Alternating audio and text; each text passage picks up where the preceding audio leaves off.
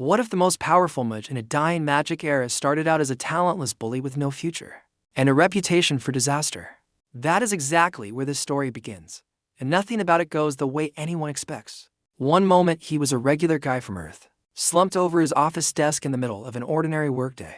The next, he was on his knees in a crowded academy courtyard, holding a bouquet of flowers, proposing to a girl he had never met. The girl in front of him was cold, beautiful, and dressed in light armor, her expression somewhere between irritated and confused. She looked down at him and said, quietly and firmly, that she was not thinking about marriage, and asked whether his father even knew he was here. Before he could piece together a single coherent thought, guards wearing lion-crested armor shoved through the crowd and grabbed him by both arms. The flowers fell from his hands and scattered across the stone floor. The pain from their grip told him immediately that this was not a dream. He had been pulled out of one world entirely and dropped into another, with no warning and no instruction manual. His name in this new body was Ren Gray, the youngest son of Marquis Fred Gray, one of the most powerful noble families in the Empire. And from the moment the guards dragged him through those academy halls, it was clear that Ren Gray's reputation preceded him everywhere he went. Fred Gray was waiting in a grand room when they brought him in, and the first thing Fred did was smash a teacup against the wall next to Ren's head. The girl he had just proposed to, Sophia Ward, came from a rival Marquis family, and publicly pursuing her risked making the Emperor suspect a political alliance between their two houses. Fred was a 6th-ranked Moonlight Knight, the kind of man who could crush a desk to powder without scratching the floor beneath it. Ren knelt there completely lost, and then a flood of the original body's memories crashed into his skull all at once. He collapsed on the spot, and even Fred could not write it off as faking this time. The butler, Jonas, confirmed something was genuinely wrong, and they carried him to his room to recover. When he woke up, the memories had settled, and the picture they painted was not pretty. This world ran on combat breathing techniques, not magic, because centuries ago an ancient emperor had hunted down and wiped out every mage on the continent. Magic had nearly gone extinct since then, surviving only in theory books gathering dust in noble vaults. The original Ren had been born with a gift so rare it almost didn't exist anymore. Full attribute magic talent, the ability to channel every single element, but with no proper meditation method to match that kind of power, the gift was completely wasted. It was like having the most powerful engine ever built with nothing but water in the tank. So the original Ren gave up, became a spoiled bully, and spent his days causing trouble using the family name as a shield. Downstairs, while Ren was unconscious, his mother Layla was already moving pieces on the board.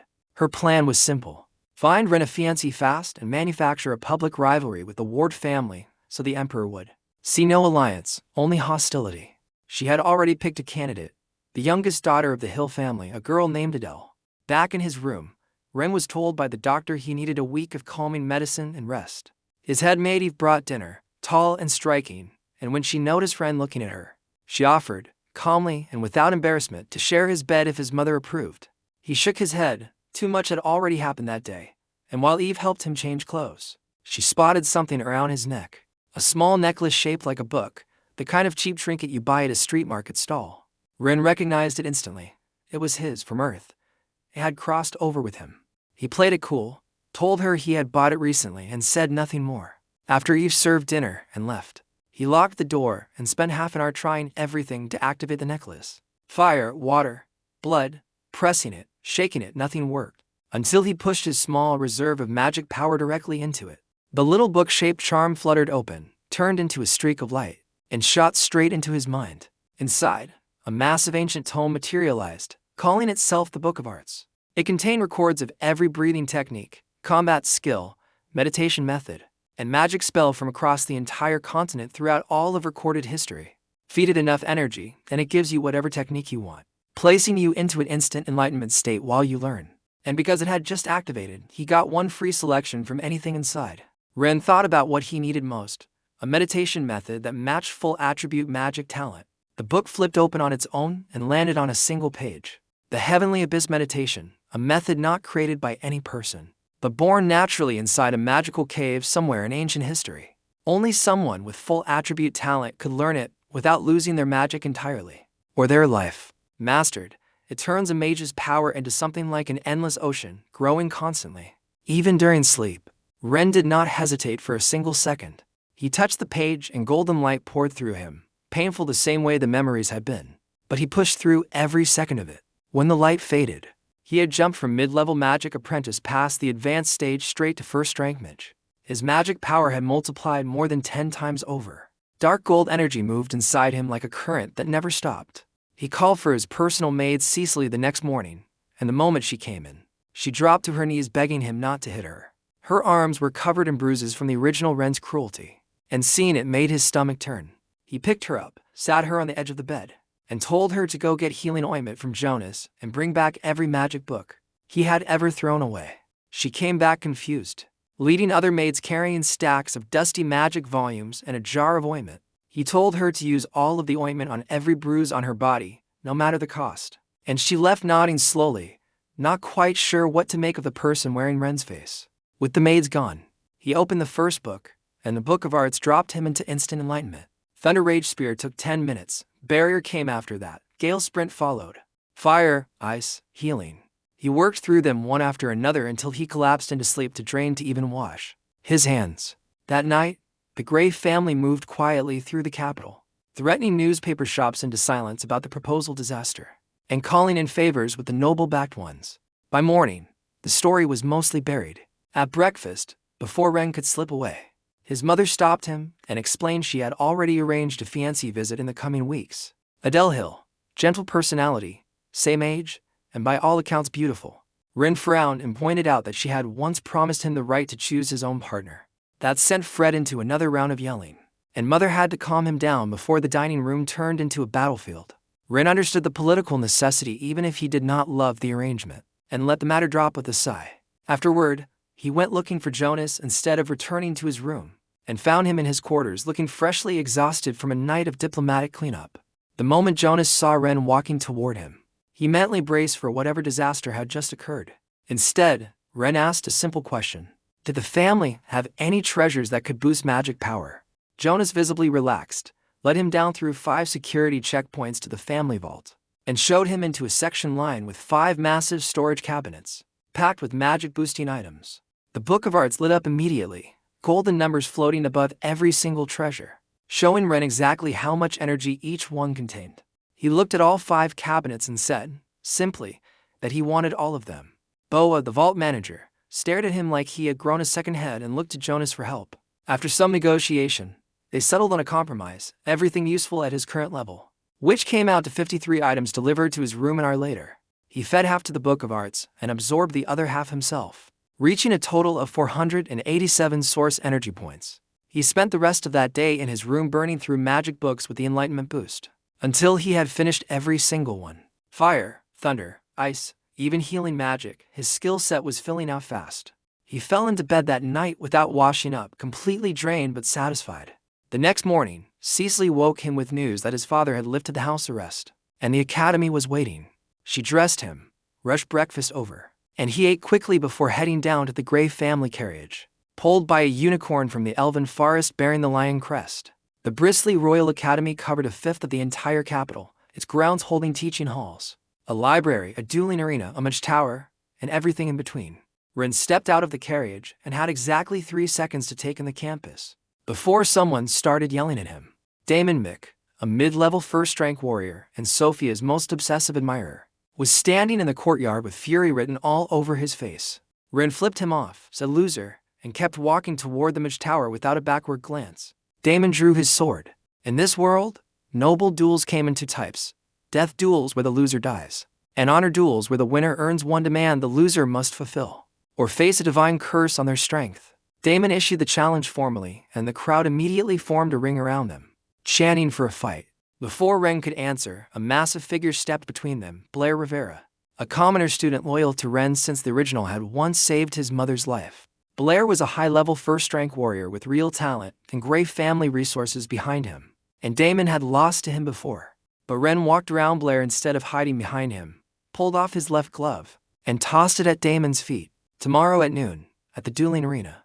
Damon threw his glove back. The duel was set. Up in the dean's office, Cliff woke from his nap, heard about the duel from his secretary Jenny, and shrugged with amusement. He thought of Ren the way adults think of a troublemaker who reminds them of their younger self. Not truly dangerous, just relentlessly alive. On the way to the mage tower, Blair was quietly panicking, listing every reason Ren stood no chance against a seasoned mid-rank warrior. Ren dropped the concealment spell he had been using to hide his rank, and Blair sensed it immediately. First rank. Blair got excited for exactly 1 second, then deflated. A beginner first rank versus a mid-level veteran was still a brutal matchup. Ren patted him on the shoulder and told him to trust the process. In the mage tower, Ren's mentor, a golden-haired mage named Jonah, sensed the shift the moment Ren walked through the door. He had reached first rank. Jonah was impressed and asked where the meditation method came from. Ren lied smoothly about a heritage stone bought at a street stall, and Jonah believed it, noting that ambient magic in the room was already drifting toward Ren on its own. That afternoon, Ren took a carriage to the antique ruins market, not for treasure hunting, but for cover. Anything the Book of Arts gave him would need an explanation, and a regular habit of shopping at the antique market would provide one, with the Book of Arts showing energy values on every item. He also found a small bead worth 233 source energy points for 1 silver coin. By the time he left, his source energy had climbed past 1,000, and enough people had seen him browsing to make the cover story stick. That evening he told Cecily to bring 7 of the household maids to his room, confirmed they were all adults under lifetime contracts, and assigned them as personal attendants. Higher status, better pay, their own quarters next to his, and freedom from regular chores. The arrangement suited everyone. Then Jonas knocked on the door again with the one message that could cut through any distraction. His father wanted to see him. In Fred's office, the conversation turned quickly from the duel to business. A lava stone mine had been discovered between Gray and Mick family territories, and Damon's father Blant had suggested letting the duel decide the split of profits. Win, and the Gray family gets 60%. Lose, and they walk away with 40%. Fred asked how confident Ren was. 90%, Ren said, then added that he was less sure now that the Mick family might try to cheat. Fred agreed that was likely. They'd probably rush Damon to a higher rank overnight. He told Ren to fight well and lose with dignity if it came to that, then asked what Ren wanted as a reward if he won. Ren said he wanted Eve. Fred went silent for a long moment, clearly having expected a request for a night squad or territory, or something appropriately ambitious. He agreed, went honorably, and any willing maid in the house was his. Then authorized Ren to take first and second rank magic treasures from the vault, up to half the stock. That night, after Fred spoke privately with Jonas about the strange bottomless quality he had sensed in Ren's magic, he sat alone with his cigar, genuinely unsettled.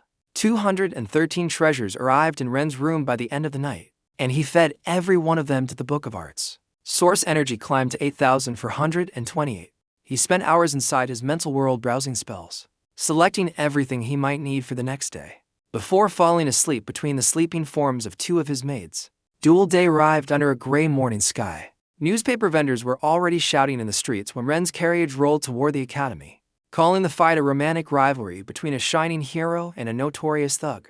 The Mick family had spent the night crafting Damon's public image, positioning him for a victory proposal to Sophia the moment the duel was finished. His maids got angry and wanted to go confront the newspaper shops. Ren hugged them both and said he genuinely did not care. Being called a scoundrel suited him fine. It made chasing women perfectly on brand.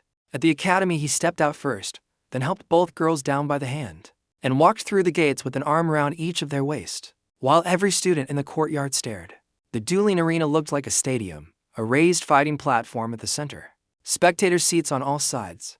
Packed with the crowd the Mick family's publicity campaign had drawn in from across the capital. Damon was already on the platform, chest out, posturing for Sophia watching from the stands. Minutes passed. Ren had not shown up. The crowd started whispering about cowardice. Then students explained he was giving to girls a campus tour and had simply not arrived yet. The crowd could not believe it. The VIP section held Dean Cliff, both family heads, Sophia's father Fabian Ward, several royal dukes, and a cluster of mages who almost never left the tower, all drawn by curiosity about the young magic student. Bland needled Fred about whether his son had run. Fred's face went dark. He quietly told Jonas to go find him. Before Jonas could move, the crowd below erupted. Ren was strolling in from the east gate with a girl on each arm, looking like he had just come from a pleasant walk through a garden. He handed his maids off to Blair with a few quiet instructions and climbed onto the platform. Every cheer in the arena was for Damon. The Mick family had packed the stands, and Ren's reputation left him almost no supporters. Damon mocked him for showing up late. Ren told him he had said noon, but never specified which noon exactly.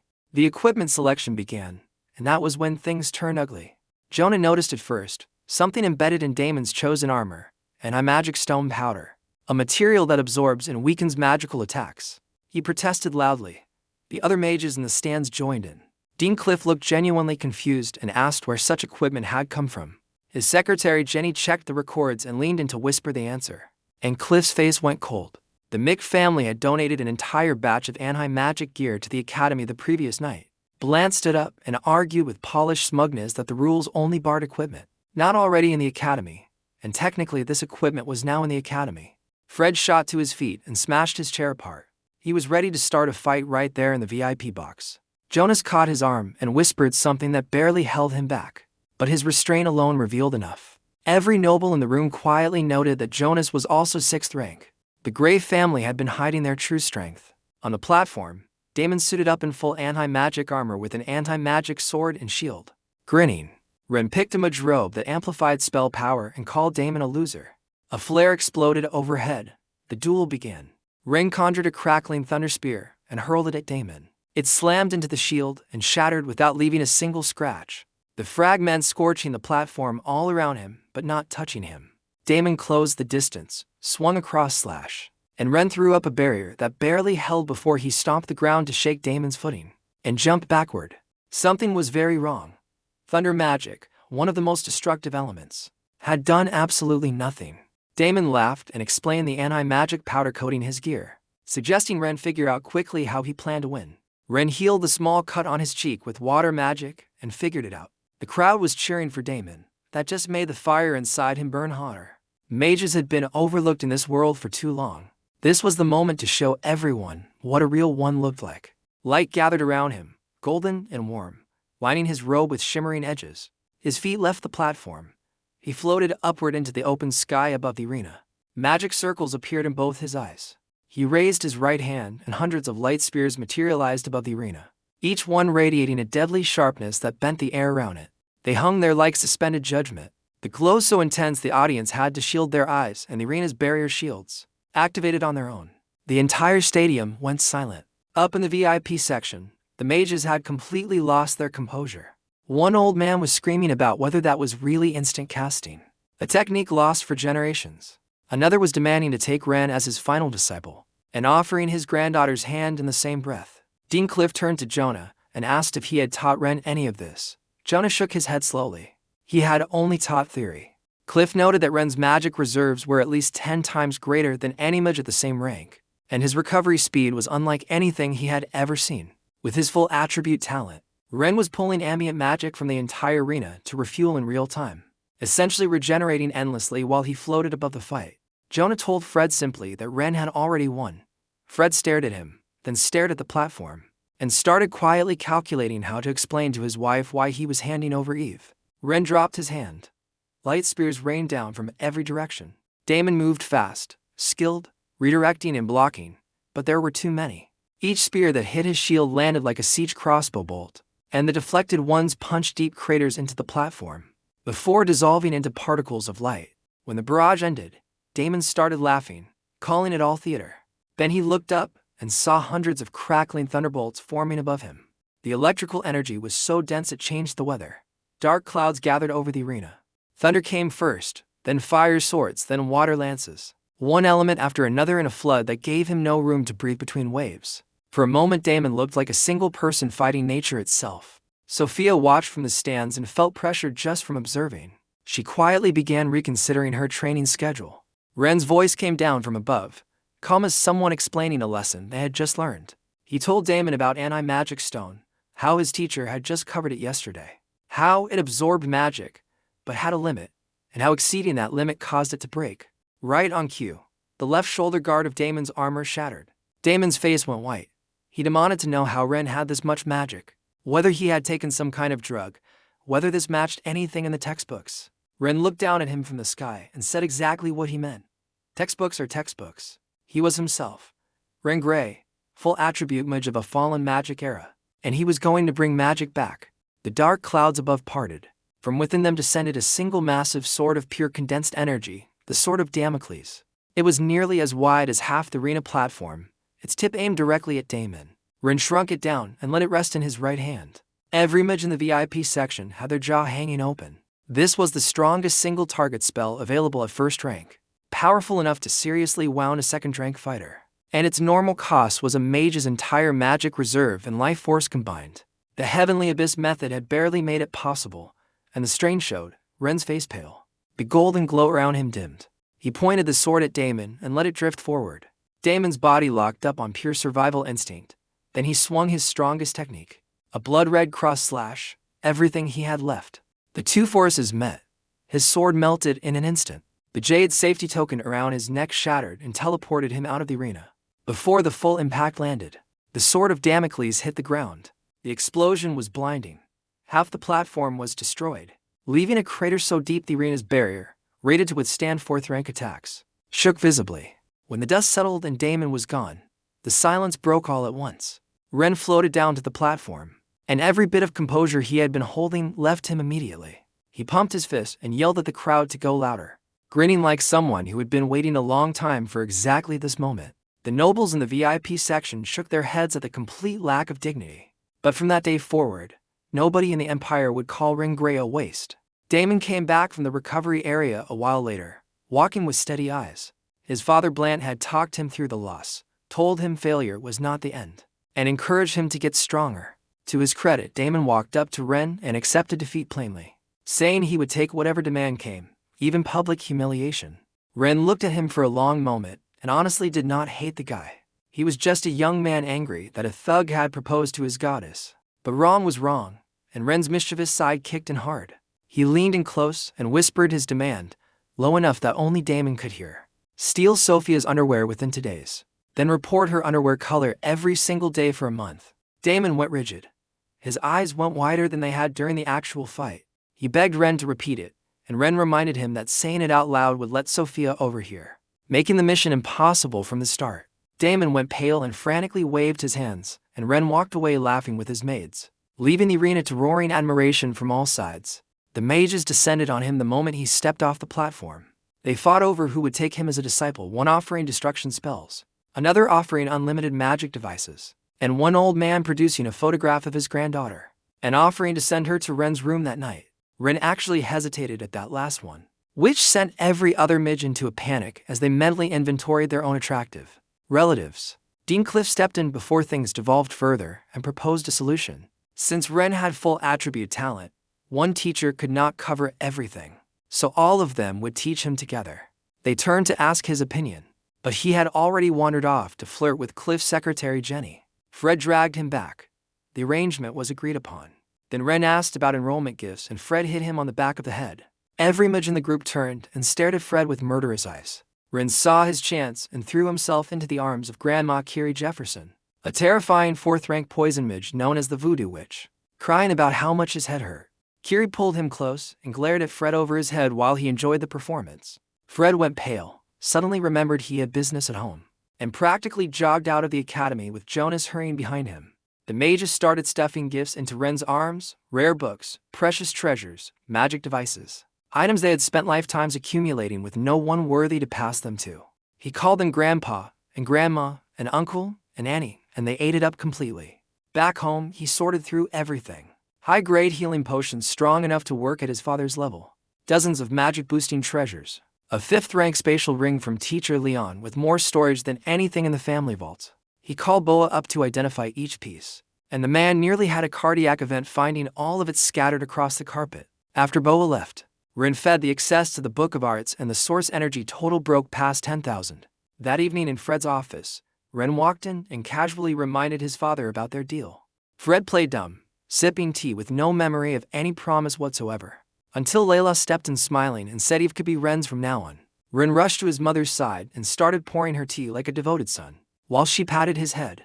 Fred pointed at his own empty cup until Ren grudgingly poured for him too, then shooed his son out so he could get back to being affectionate with Layla in peace. In Ren's room, Eve was chatting with his maids when he entered, and when she saw him, her face flushed and she started removing her outer layer. He stopped her immediately and told her he did not want decoration. He wanted a manager, someone to run his schedule and coordinate his affairs the way Jonas served Fred. He asked if she would truly follow him. Eve dropped to one knee and changed the way she addressed him, shifting from young lord to young master, a small shift that meant something significant in terms of loyalty. He spent 1,000 source energy from the Book of Arts to produce a heritage stone, containing the 10,000 shadows breathing technique, a top-tier assassination method nearly equal to the Gray family's own. He handed it to her. She accepted it, sat down, and began learning it right there, while the room held its breath. When the stone's glow faded, and Eve opened her eyes, she demonstrated what she had absorbed by vanishing completely in the darkness. Even with his magic senses at full reach, Ren could not detect her until he used the Heavenly Abyss method to trace ambient magic. Several shadow copies of her knelt before him in the dark room, and she explained the technique would let her reach 4th rank within a year. Emily looked on with her mouth open. Ren carried a blushing Eve to the bed. The moonlight outside was especially beautiful. Next morning, Eve gave him the day's schedule over breakfast while maids dressed him and Cecily served food. Morning classes at the Mage Tower. Afternoon, his fiancée Adele Hill would be visiting the estate. He kissed Alice on his way out, gave Eve a few instructions about the upcoming Anderson auction in 5 days, and headed to the academy. On the streets, vendors were shouting about his legendary duel victory. And when people spotted the Gray family carriage, even Derek sat up straighter with pride. At the academy, girls lined up to hand him love letters and he accepted every single one with a smile, which made the male students grind their teeth, and apparently prompted the formation of an anti-Ren alliance. At the Mage Tower, Dean Cliff was lounging in a rocking chair by the entrance, the kind of relax that only comes from being the most powerful mage in the Empire. He handed Ren a gold-bordered schedule, then snapped his fingers and a magic circle formed instantly. They teleported to the top floor, his personal study. Cliff taught him the fundamentals of space magic that morning, teleportation and a spatial blade technique Cliff had invented himself. With the Book of Arts boosting comprehension, Ren absorbed both within a single session, leaving the nearly 100-year-old Dean genuinely amazed. That afternoon the Hill family convoy arrived, formal and elaborately dressed. Charlie Hill stepping out to greet Layla and Fred with deep respect. The Hill family was a newly risen Viscount house and treated the Gray family accordingly. Fred asked to see Adele. Charlie called toward the second carriage. Nothing happened. He called again. Silence. He knocked on the carriage door. Still nothing. Growing pale, he crushed the lock and pulled the door open. Adele was gone. Her personal maid was inside, knocked unconscious. Charlie woke the maid with combat energy and learned that Adele had offered her sweets that morning. And after eating them, the maid had gone impossibly drowsy and blacked out. Charlie searched the carriage and found a letter hidden under a small table. Adele had run away with a mercenary named Harlan, a man she called kind, brave, and honest. A man she compared favorably to Ren and his terrible reputation. She asked her father's forgiveness for chasing true love. Charlie explained to Fred that Harlan had been seeing Adele for months, that he had investigated the man and found a decent public reputation, hiding a two-faced fraud underneath, and that putting Adele under house arrest had failed to stop her. Ren was blunt about the situation. Even if Adele was technically untouched, what exactly had happened between them? Mercenaries weren't known for restraint, and promises about waiting meant very little. His bluntness made even his parents pause, and Charlie had no real answer. After an awkward silence, both families sent guards and agents flooding through the capital to search, and Fred and Charlie left for the palace. The engagement was effectively finished. What no one around Ren knew at that moment was exactly what Adele had walked into. Harlan had never loved her. He was a commoner with strong combat talent who had planned from the beginning to charm his way into the Hill family as a son-in-law and use their resources to climb. When the engagement to Ren was announced, he had immediately given up on Adele and started looking for other noble daughters to target. Now she was at his door asking him to elope, and he was terrified. He handed her an anti-tracking cloak, rushed her through back alleys to an underground hideout near the city wall, and sat in the dark trying to figure out his next move. He had a battered teleportation scroll with one use left. Escape was always an option, but the rage of being forced to run like a dog after planning everything so carefully made him reach for something more desperate. He decided to gamble. A few days later, Harlan appeared in the central plaza with everyone watching, a recording stone in hand, threatening to broadcast compromising images of Adele to the entire city. Charlie froze. He could not gamble with his daughter's reputation and backed off immediately. Fred studied the situation calmly and figured Harlan had an escape route ready. Likely a teleportation scroll. He quietly sent Jonas to retrieve a spatial sealing artifact from the estate. Ren arrived while the standoff was still in progress and stood to the side watching, like it was not his problem. Harlan demanded a high-grade breathing technique and 10 third-rank combat treasures, a demand calculated to be just enough to start a new life without being so large that the Hill family would cut their losses instead of paying. Fred agreed. Charlie's guards brought the items in a chest, and Harlan began the transaction. Then a Mick family servant appeared quietly at Ren's side and handed him an elegant box. Damon's obligation had been fulfilled, right on schedule. Harlan noticed the box and decided it looked valuable.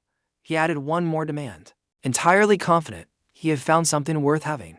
He wanted that box in Ren's hands right now. Everyone in the plaza turned to look at Ren. Fred came over and quietly asked what was inside.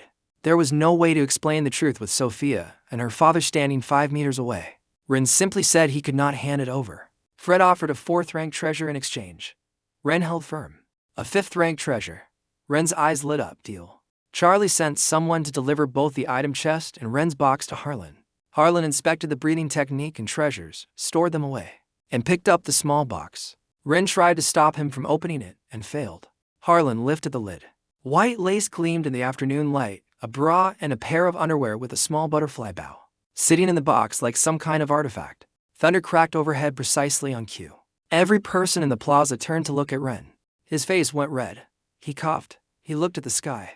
Their expressions moved through shock, then confusion, then understanding. Classic Ren.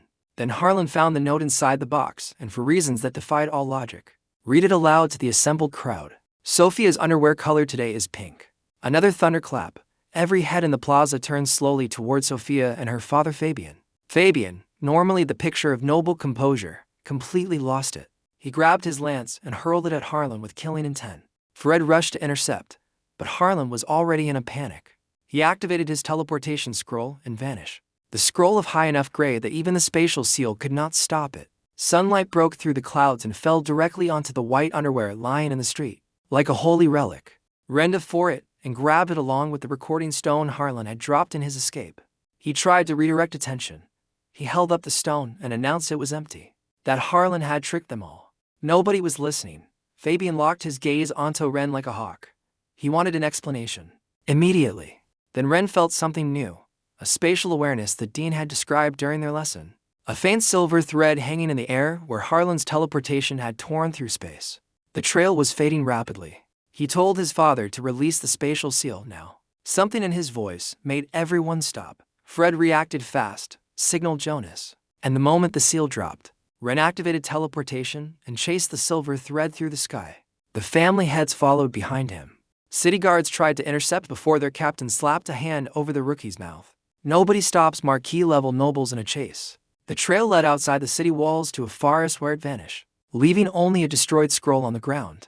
Ren pocketed the note before Fabian could see it, showed everyone the broken scroll, and cast scent tracking using the residue on the fragment. A thread of dark gold magic wrapped the scroll and floated off into the trees. He followed. He found Harlan hiding in a tree hollow, laughing to himself and fantasizing about escaping to a federation, where commoners were treated equally. Harlan relaxed the moment he saw Ren was alone. Assuming a sheltered noble kid had never seen real violence, he drew his sword and charged. Ren threw scorching flame magic, and it scattered the moment it touched Harlan's arm, like the fire itself was afraid of him. Fire magic was completely useless. He was immune. That surprise almost cost Ren everything. Harlan's sword came within inches of his face before a wind burst blasted the man backward. After a few exchanges, Ren switched to thunder and light magic and started demolishing the entire tree hollow. With teleportation, Harlan could never close the distance. With wide area attacks, the terrain gave him no cover. It did not take long. Harlan collapsed, completely spent. Above the tree line, the 3 family heads had been watching the whole fight, all thinking the same thing. A beginner first-rank mage had effortlessly crushed a high-level first-rank warrior. That kind of gap was almost unheard of in the Empire. Ren locked Harlan's hands in combat energy-suppressing shackles and started going through everything the man had on him. On Harlan's left arm was a long, brilliant fire-red feather tied with cloth strips, radiating pure fire energy. A small test confirmed it instantly. Fire magic scattered before even reaching it. That was the source of the immunity. Ren took it without hesitation, along with the 10 third-rank treasures from Charlie. Everything in Harlan's magic ring, and a necklace from around his neck. Harlan woke up, saw the shackles, and his eyes went dead.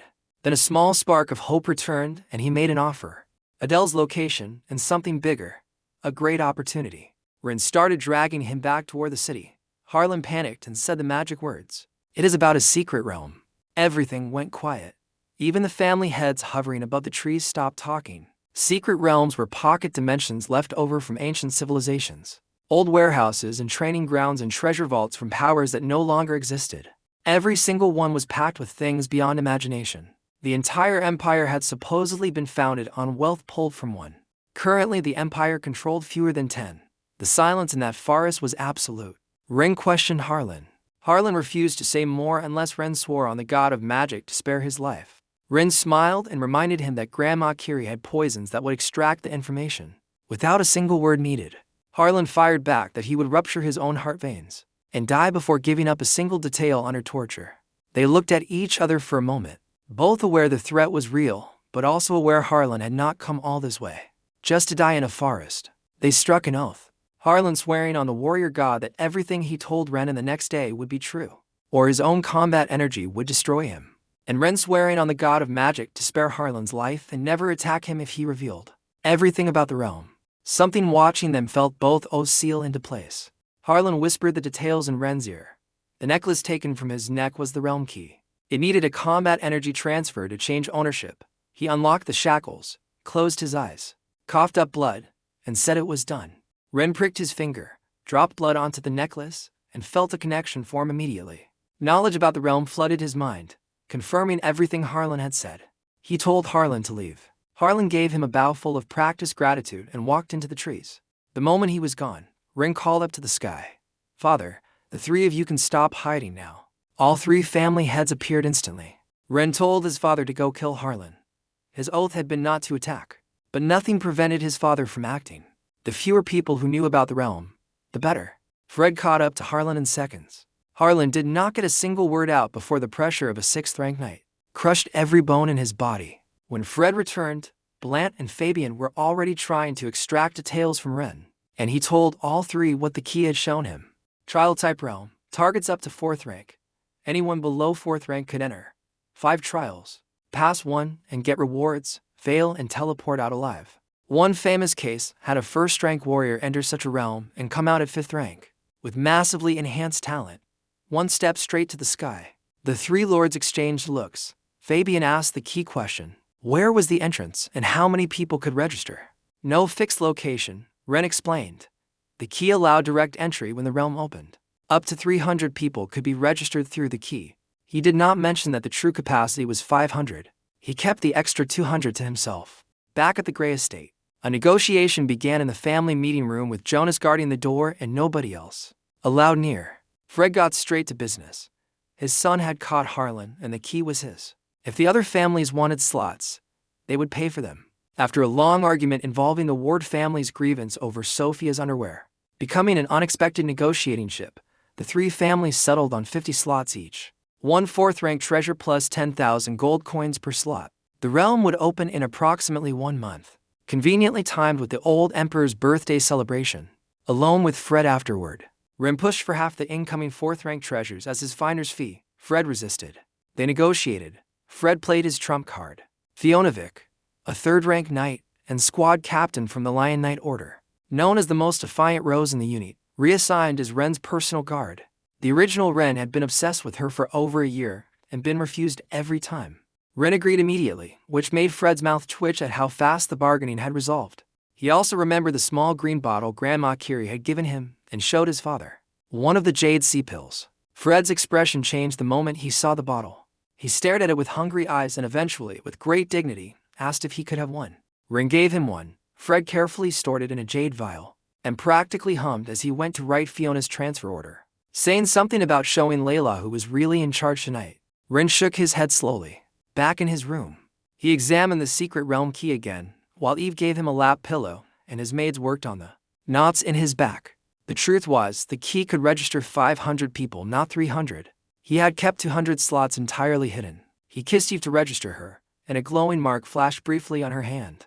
He announced the secret realm to the room and offered every maid a spot. Moev climbed on top of him and kissed him so long he had to be the one to end it. One by one, all 8 personal maids got registered before Jonas knocked on the door again. Charlie Hill was downstairs with Adele, wanting to thank him in person and carrying gifts that, according to Jonas, looked quite valuable.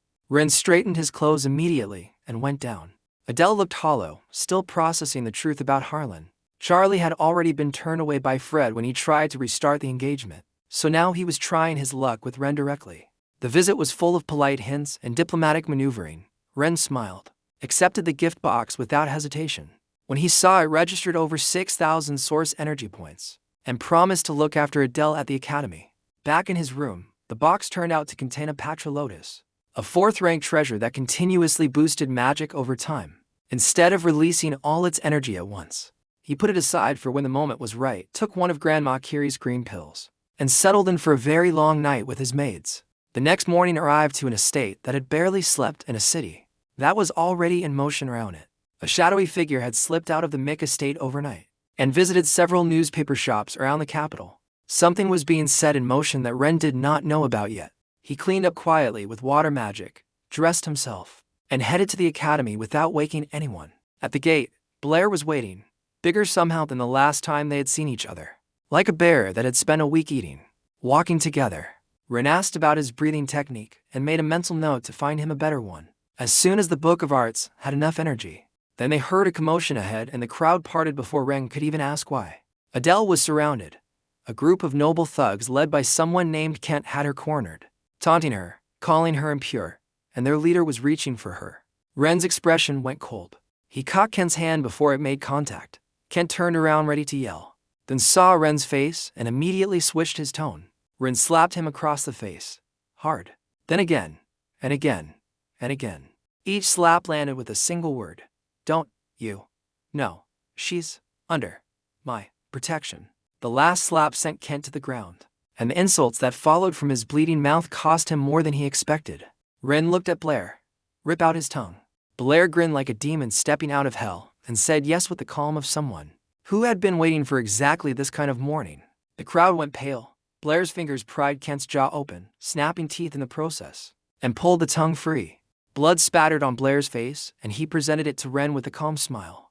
Ren cast a healing spell immediately so Kent would not die, then crouched down next to him and said quietly that this was a lesson, not an execution. He told Kent that if anything happened to Adele again, the next visit would not include a healing spell. Kent nodded frantically, grabbed his tongue off the ground and ran. Ren wiped Adele's tears and told her Blair was her first contact. If anything went wrong at the academy, and himself her second. Adele's cheeks flushed pink, and she quietly called him Brother Ren as he sent her to class. The crowd dispersed, and the whispers that followed started shifting the rumors about Adele in a direction nobody had predicted. If Ren was going out of his way to protect her publicly, she must still be pure. The story was changing on its own. That morning's class was with teacher Leon Burton, 4th-rank magic engineer, fire and water, and with talent, responsible for roughly a fifth of every magic device produced in the Empire. He met Ren at the tower entrance and immediately started talking, fast, relentless. A machine gun of lore and continent history that Ren found he genuinely enjoyed. In Leon's study, Ren pulled out the 2 items he wanted identified, the Patrolotus from Charlie, and the fire-red feather from Harlan. Leon identified the lotus quickly, a 4th-rank treasure, safe for anyone below 4th rank, continuously boosting magic over time until its energy ran out.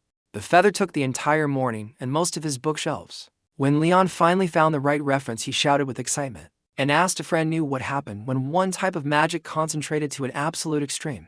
Ren did not. Magic energy is normally unconscious, Leon explained, but pushed far enough in one direction, it could birth something alive, an elemental life. The feather had belonged to the previous generation's fire elemental life, called the flame spirit bird. That was why fire magic was useless against it. Fire energy recognized the feather as its mother. Ren asked about the previous generation. Leon said the flame spirit bird had perished. Cousin known, and beyond fire immunity, the feather had one remaining function. It could track the current generation's fire elemental life, if one had been born yet. Then Leon smiled and let the implication settle. A contracted elemental life for a mage was like what a legendary mount was for a knight. Ren stored the feather away with an entirely new list of questions forming in the back of his mind. After lunch in the academy cafeteria with Leon talking the entire time, Ren walked out of the gates and found the situation had changed while he was in class. 2 full squads of family guards were waiting with Derek. The secret realm had been exposed. The leak came from the Mick family's side. Their head butler had turned out to be a member of something called the Rage Church, and it had fed the information outward overnight. By the time Ren was in his carriage heading home, every noble house in the capital knew about the realm. In the Gray family meeting room that evening, Fred was tearing into Blant for the breach while Jonas held the door and let nobody near. The new arrangement had been settled at the palace. Gray family, Mick family, Ward family, and the Royal Ashton family got 50 slots each. The remaining 100 would be distributed by the royals to other noble houses, and each slot now cost 1/4 rank treasure plus 50,000 gold coins. Far more than before. Because the leak came from the Mick side, Bland had given the Gray family 10 extra slots as compensation, bringing their total to 60. Fred gave Ren 10 special coins representing those extra slots, told him to use them to build a real inner circle, and not to give them away carelessly. Ren pocketed them, then reminded Fred about the 5th rank treasure he had been promised at the plaza. Fred immediately got irritated and brought up the underwear incident, telling Ren plainly to stop pursuing Sophia because the two families could not ever marry. Ren muttered excuses that got progressively quieter until Fred's voice got progressively louder. And in the end Fred just waved him toward the vault and told him to pick something himself. Ren bolted out the door to find Fiona first. She was in the practice yard, ponytail swinging, running sword forms with the kind of clean precision that comes from years of real combat. He watched from the side until his staring became impossible to ignore and she stopped. She gave him a knight's bow and confirmed she understood her new assignment. When he grinned at the word personal, her face went slightly red and she asked him straightforwardly to show restraint, saying she wanted to focus on getting stronger. He leaned close to her face and asked if she was sure. She did not want his personal training guidance, pointing out that two people practicing together always moved faster than one. She stepped back, said no thank you, and held his gaze steadily. He smiled and said the offer would remain open, but finding him later might prove more difficult. They walked together to the vault, where the guard would not let Ren in without the jade identification token Jonas had used before. Good security was good security. He asked for Boa instead. Boa came out, heard what Ren needed, went pale, said a 5th rank treasure was not something to be taken lightly, and offered to deliver it to his room. Back upstairs, his maid swarmed him the moment he walked in, offering food and company, and not noticing Fiona standing behind him until it was too late. She stood in the doorway looking mildly confused, having expected a violent young master and found instead a room full of girls who fought over who got to sit closest to him. Eve welcomed her inside.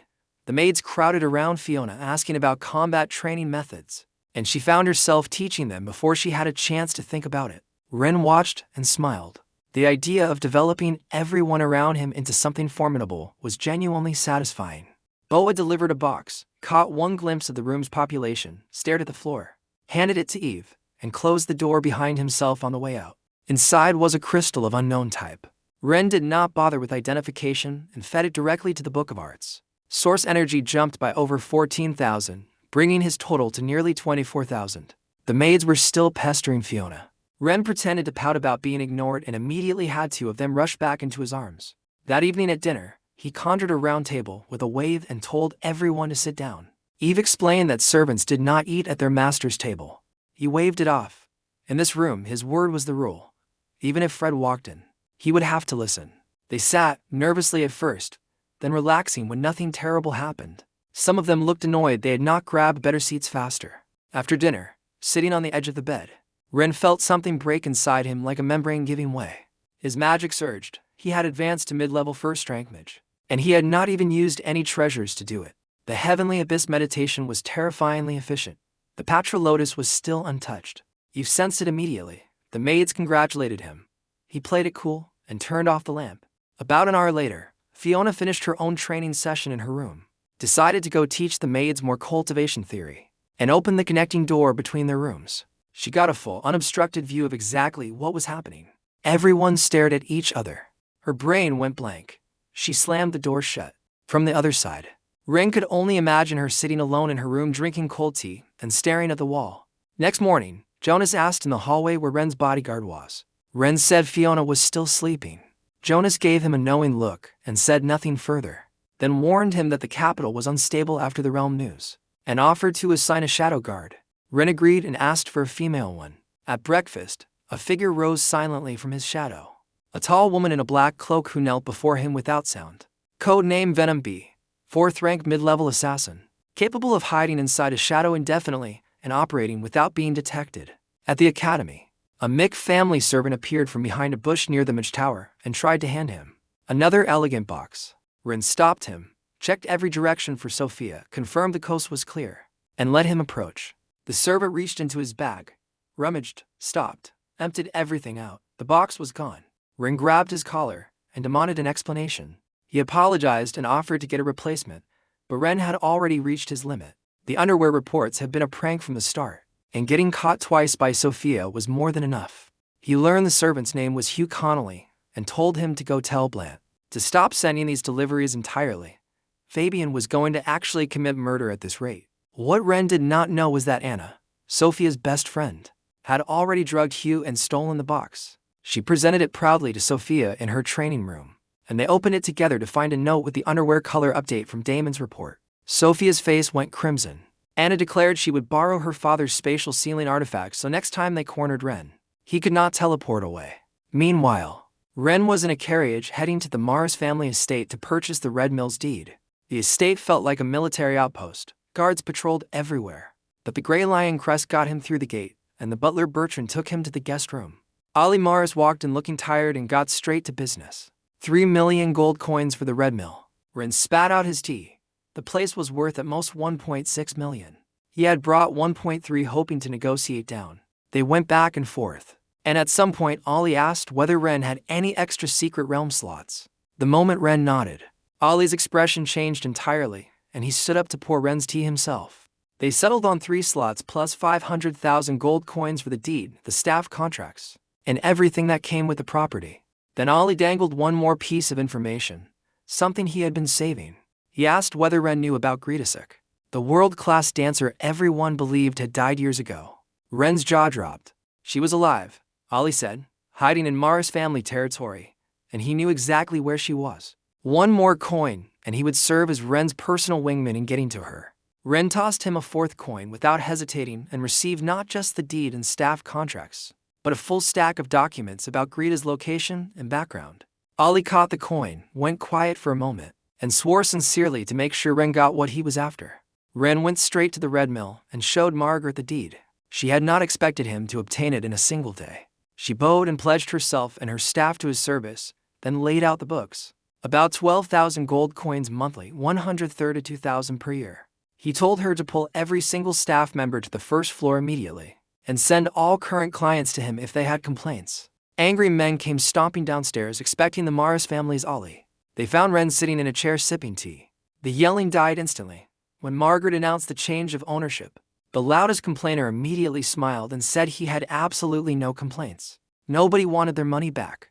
They were just scared of what might happen if they asked. Once the building was cleared, Ren laid out new rules for the staff. Renovation and renaming within a month. Regular financial audits. Mandatory training for everyone. Then came the carrot, a new reward system, monthly, quarterly, and yearly bonuses based on earnings. Adapted from a corporate incentive structure he remembered from Earth. The women in the room had never seen anything like it. The rules were stricter, but the upside was the best deal any of them had ever been offered. He gave them the rest of the day off and headed home. Fred was waiting. He had seen the withdrawal of 1.5 million from the family accounts and was furious. Until Ren produced the deed. Fred's angry face transformed instantly into a proud grin. Ren grabbed the deed back. This was his personal business, not the family's. Fred did not argue. He handed Ren the Anderson auction invitation instead and said he would be traveling to the family territory to select realm candidates. Ren would represent the Gray family at the auction with Jonas, 20 million in gold prepared for purchases.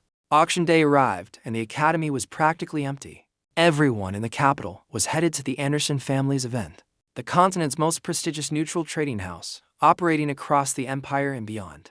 Ren's maids had all pouted about being left behind, when he initially planned to bring only one of them, and he caved immediately and told them all to get dressed. They squealed in unison and descended into excited chaos. The convoy set off with family knights riding escort. The maids pressed against carriage windows pointing at scenery like it was a school trip. The VIP entrance cleared them instantly. A guide named Judy led them inside through an entrance hall with decor so extravagant the maids forgot how to form sentences. Then Ren spotted someone in the hallway who killed his mood immediately. Baron Quinn. The Quinn family was the Gray family's blood enemy, a grudge that ran back centuries and had never cooled. Baron was in the hall assaulting a staff member while his guards watched. Ren looked at the scene and said, in a tone designed to be heard, that he had never seen one that small. Baron turned around. Before he finished saying Ren's name, a blazing magic spear was already flying at his chest. One of Baron's guards deflected it into the wall, leaving a deep crater in the stone. Everyone in the hallway froze. Before the confrontation could escalate, a fox-like woman with phoenix eyes appeared from nowhere and draped herself over Ren's shoulder. Jimmy Jones, the auction house's most famous auctioneer, pressed close and offered to give him a personal preview of today's items. She was surprised when he did not immediately melt. Ren pulled her close, faces almost touching, and told her he needed to handle something first. He turned back to Baron and launched a thunder spear. Chiming blocked it. He narrowed his eyes at her. Fiona drew her sword and stepped in front of Chiming, pinning her before she could interfere a second time. The next thunder spear hit Baron's chest. A necklace flashed and a third-rank barrier absorbed the impact. Ren could not break through it at his current level, and Jonas could not attack directly without crossing the unwritten line. About elders targeting juniors, an invitation to assassination from senior killers afterward. The killing intent faded. Ren looked at Chiming and simply said, "Uncle Jonas, kill the rest." Jonas nodded, disappeared, and reappeared a few breaths later. Every single guard and servant around Baron collapsed silently. Not a drop of blood. Baron stared at his fallen men and walked away without collecting the bodies, threatening Ren as he went. Ren put his arm around Chiming and headed inside. She did not resist. The Gray family's private viewing room had a crystal wall facing the auction floor below, where nobody could see in. Expensive wine already poured to attendants waiting, and a bid control panel that operated telepathically. Chiming handed him the item catalog, said she needed to go prepare, and left. His maids glared at the closed door, then swarmed him. Jonas reviewed the catalog for strategic priorities. Ren poured wine and sat with the girls at the crystal wall, watching the floor fill up below.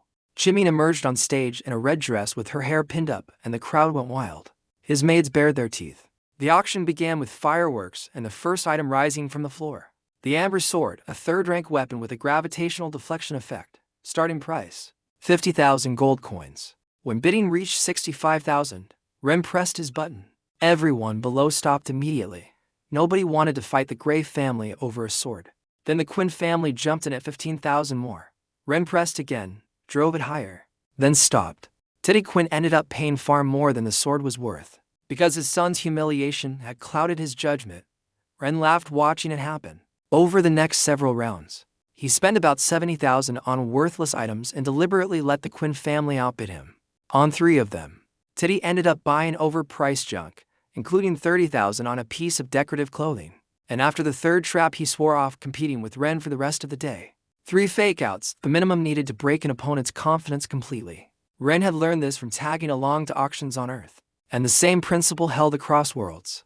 Jonas looked at him with quiet surprise, knowing that Ren had supposedly never attended an auction in his life. After lunch in the private room, the real treasures came out. Jimmy built up the next item slowly before a display case rose from the floor, carrying an egg nearly as tall as a person, covered in fiery red patterns.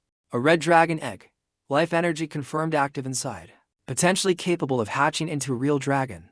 Starting price, 1 million gold coins. The crowd erupted. Dragons begin at 3rd-rank strength as hatchlings and grow to 7th rank as adults. They are the ultimate symbol of power for anyone who can bond one. Ren had no intention of buying it. With the Book of Arts, he could reach 7th rank himself in far less time than a dragon would take to mature. But draining his competitors before items he actually wanted came up sounded exactly like his kind of fun. He jumped into the bidding at 3 million and pushed it upward. The price climbed past 4 million. Past 4.5 million, and the energy in the upper boxes reached a boiling point. Blamp Mick finally opened his crystal wall and exposed himself to the room, demanding to know if the Mitchell family had lost their minds over an egg. One by one, every major family opened their walls. Ren opened his last. With all noble houses now visible to each other, the auction entered its true competitive phase. Ren sat back with Cecily in his lap while the family heads across the hall screamed insults at each other and called out bids in between curses. He held out his wine glass for Eve to refill, offered Cecily a sip of the 10,000 gold coin vintage, and stroked the small white cowlick sticking up from her hair. When she buried her face in his chest, the dragon egg went to Teddy Quinn at 500 million gold coins. The room went silent. That was enough to buy a 6th-rank treasure. Teddy had spent an enormous chunk of his budget on something that would take a century to become useful, and the real items had not even come up yet. The next item was a Thunderfire Lion King's heart, still beating, flickering with fire and lightning, pulled from a 5th-rank beast, useful for lion mounts and for warriors seeking fire and lightning resistance. Starting price, 600,000. Everyone glanced at Ren. The only person present with a lion mount was his father. Ren bid 700,000 with a completely blank face, and watched Teddy study him across the hall, trying to read whether this was another trap. Teddy decided it must be genuine and went aggressive. 1.5 million, 2 million. Ren took a slow sip of wine, said he was done bidding, and casually wondered aloud about how much imperial tax money the Quinn family had been skimming. Teddy snapped. His aura launched across the room toward Ren like a venomous snake, and Jonas intercepted it. The two sixth-rank presences collided in open air, and everyone below felt like they were drowning in a storm. Teddy coughed blood. His children rushed to him. Every noble in the building quietly raised their estimate of Jonas's true power. Ren looked at the bleeding Teddy with raised eyebrows, then turned to Jonas without lowering his voice in the slightest. "Uncle Jonas, you can beat that old dog," Jonas said barely, with a slight edge in his favor. Ren turned back to Teddy slowly. Something dark moved through his expression. Then he said it like he was suggesting something simple. "Let's kill him." The entire auction hall went dead silent. Nobody breathed loudly. Chimin's smile froze on stage. Teddy's muscles locked up and every nerve in his body screamed danger. The royal representative Ivan shot to his feet. A fourth-rank warrior with absolutely no ability to stop the sixth-rank fighters if they committed. The door to the Gray family room flew off its hinges. Fred stormed in. He had felt uneasy the entire trip back. His eyelid would not stop twitching, and he had rushed straight from the road to the auction house, just in time to find his son casually suggesting murder in front of every noble family in the empire. He hit the button to close the crystal wall and told everyone to carry on. His son was impulsive. He would handle it. The hall exhaled. Chimin offered a 10% discount on remaining items to smooth everyone's nerves. Teddy's aura retracted. Behind the closed wall, Fred demanded an explanation. Ren shrugged and said if they killed Teddy, it was finished. His fist was the law, and the Empire would not start a war with the Gray family over one corpse. Fred admitted that was probably true, but that was precisely the problem. If they killed everyone who crossed them, the Empire's laws would eventually mean nothing, and they would make enemies of the entire world. Noble life was not just about power. It was about navigating a web of relationships. The lecture actually landed. Ren dropped the idea. Fred took the main seat. Ren moved to the side with his maids. Everyone below relaxed when they noticed the arrangement. The Ren situation had been resolved. The final major lot of the afternoon was the Heart of Dickens, retrieved from a sunken ship in the Southern Sea, belonging to a nearly extinct deer-like creature whose blood could fully heal a fifth-rank warrior.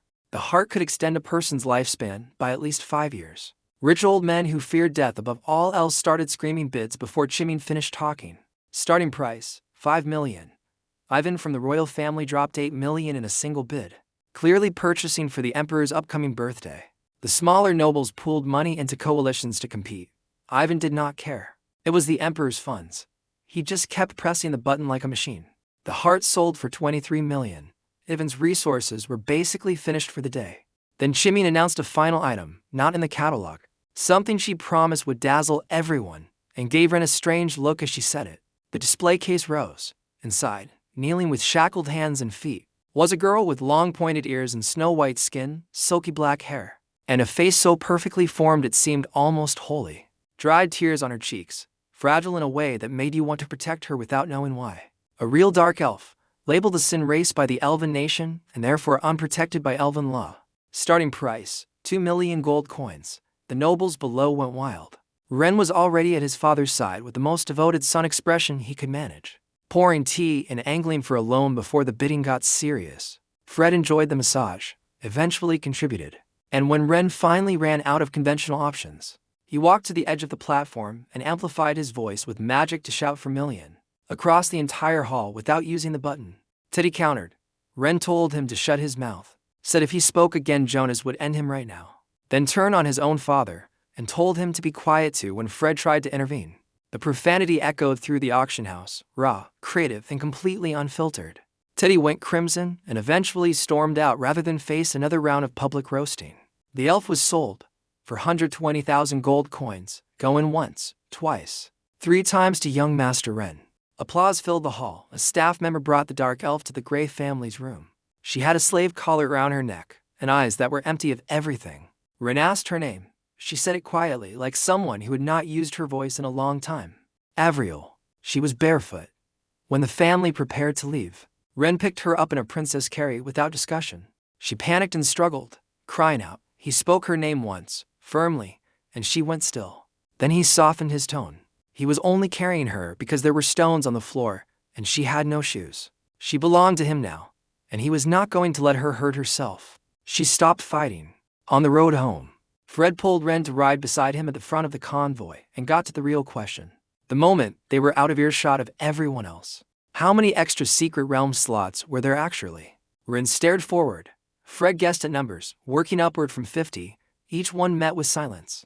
He settled on 100 and decided to believe it for now, then noted that Ren had apparently been planning to keep 100 slots entirely to himself. Ren refused to speak to him for the rest of the ride home. Fred chuckled. Back in his room, Ren finally had a moment alone and pulled out the Patra Lotus. Mid-level first rank was moving just slowly. He swallowed the lotus whole and activated the Heavenly Abyss method to absorb everything it released. His maids came out of the bath ready for company, saw him deep in meditation, and tiptoed out without a word. The absorption was fast and relentless. He shot through high-level first rank and came right up to the edge of second rank. And then, before the breakthrough could happen automatically, the Book of Art stirred. It offered him a choice: accept an advancement challenge, or decline and advance immediately. Accept and complete the challenge, and the rewards were a Heavenly Abyss bonus ability, a self-created spell of any element, and one random secret technique.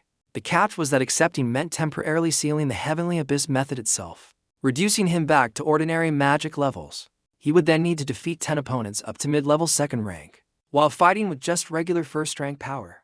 Fail all 10 attempts, the seal lifts and automatic advancement happens anyway. No penalty for failure. He accepted without hesitation.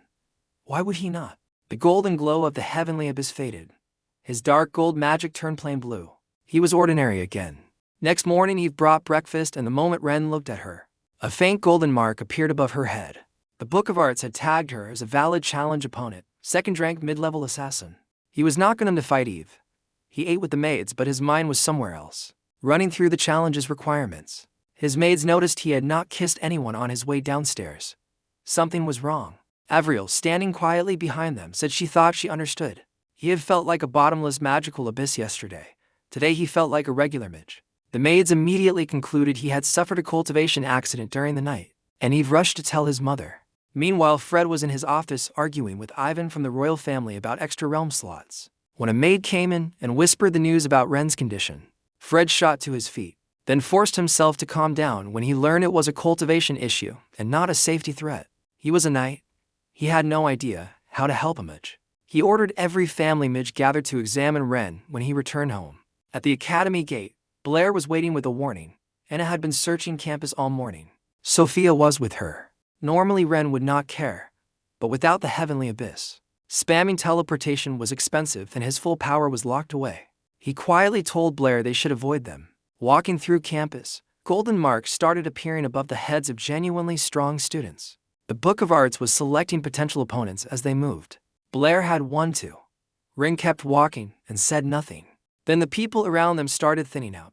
A familiar pressure settled over the area. Spatial lock.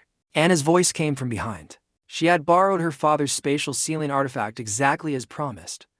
Let's see you run now. Ren turned around. Anna with her whip, looking smug. Sophia beside her, looking like someone who had been planning this for days. Golden marks appeared above both their heads. Mid-level second rank and early second rank. Blair reached for his sword. Ren patted his arm and told him to put it away. They should keep things peaceful at school. Then he threw a blast of Grandma Kiri's burning smoke compound into both girls' faces and yelled at Blair to run. They sprinted for the mage tower. Anna and Sophia went around the smoke cloud and cut them off at the entrance. No choice. Ren told Blair to engage Sophia while he handled Anna. Blair brought his great sword against Sophia, and the impact drove her to one knee, the ground cracking in a circle around her feet. Anna came at Ren with her whip. He conjured light spears and fired them fast. Her whip cracked one midair in an explosion, without the Heavenly Abyss boosting his reserves or regeneration speed. Every exchange cost him something he could not easily get back. He conjured a stone wall to block an incoming whip strike. The whip shattered it, but lost momentum. Back and forth they traded, neither landing cleanly. The mages in the tower windows above had opened them to watch, all assuming Ren was playing around. Only Jonah and Leon looked at him and knew something was genuinely different today. Then he lost focus for a fraction of a second, and his whip caught him. Deflected by one of Leon's magic devices on his body, She responded instantly with a small knife that disabled the device on contact. He bent down and pocketed the knife mid-fight, which made her furious. She charged in close. He dodged the whip by bending backward, but she followed immediately with a kick aimed at his chest. He threw up a barrier. Without the heavenly abyss, it was barely a shell of its usual strength. Her foot punched straight through and slammed into him at full force. Blood burst from his mouth. He flew backward, hit the ground, and blacked out. Anna went completely still. She had not meant to hit that hard. Blair saw him go down, and his eyes turned blood red. He abandoned Sophia and charged at Anna, swinging his great sword at her head with killing intent. The kind of attack that left no room for survival. Sophia flew in from the side and blocked Blair's strike midair, absorbing the impact herself and getting launched backward. Jonah jumped from the tower window and hit Blair with a calming spell before he could swing again. Grandma Kiri rushed out with high-grade healing potions and put her hand on Ren's to examine him. Her brow furrowed. His injuries were already healing far too fast for someone in his supposed condition. Ren scratched her palm quietly with one finger. She understood immediately and played along without missing a beat. She stood up with a grave expression and announced to everyone that his injuries were serious, and he needed extended bed rest. Then turned the full weight of her attention on Anna and Sophia and began lecturing them about restraint. The other mages piled on. Anna's eyes filled with tears. "I did not mean to." The mages softened. Then Anna asked quietly whether she and Sophia could help take care of him. Somewhere under the blood and the performance, Ren's mouth twitched upward for a split second. Jonah thought he saw it, rubbed his eyes, and decided he had imagined it. They carried him to his room in the mage tower. Kiri sent everyone out, shut the door, and told him to get up.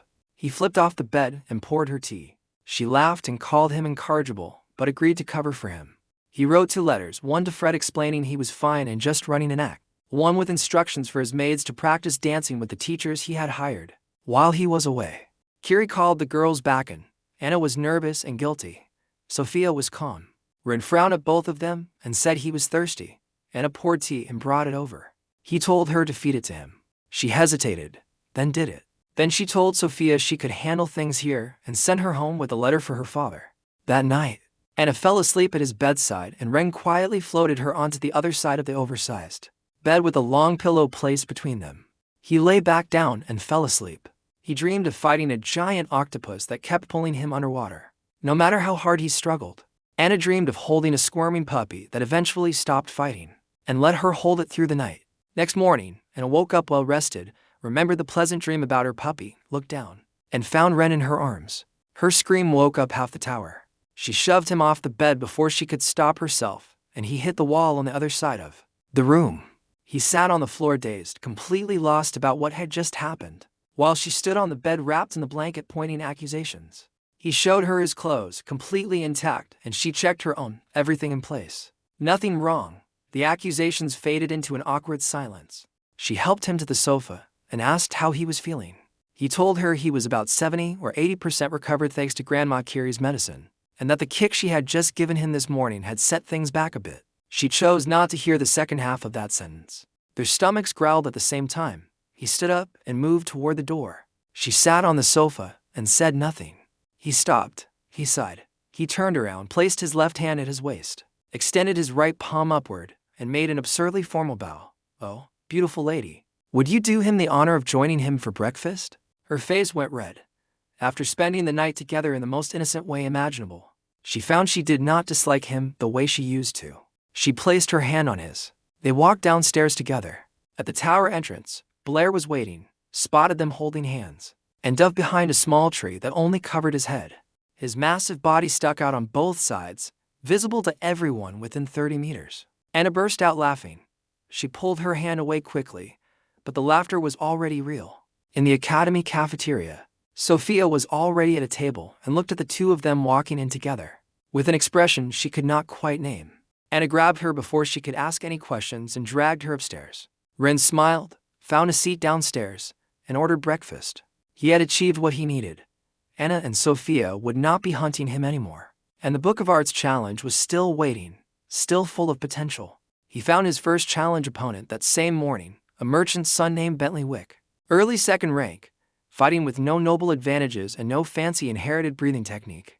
He made Bentley swear a warrior's oath to fight at full strength, put up 3 third-rank treasures as a prize, and set the duel for noon at the arena. The Heavenly Abyss method was sealed. His magic was ordinary, and he was about to fight his way back to second rank, one honest victory at a time. He who had arrived in this world with nothing but a cheap necklace and someone else's terrible reputation was now rebuilding himself piece by piece, not by hiding his power, but by learning exactly what he was capable of without it. Ren Gray, the full attribute mage of a fallen magic era, was just getting started.